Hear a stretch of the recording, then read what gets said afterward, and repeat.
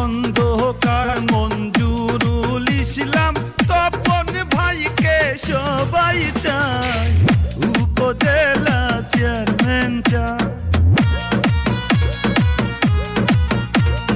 ভোটারেরা vote দেবেন আর সকলেরই দোয়া চায়, ধনবাড়ি উপজেলায় এবার তপন ভাইকে সবাই চায়।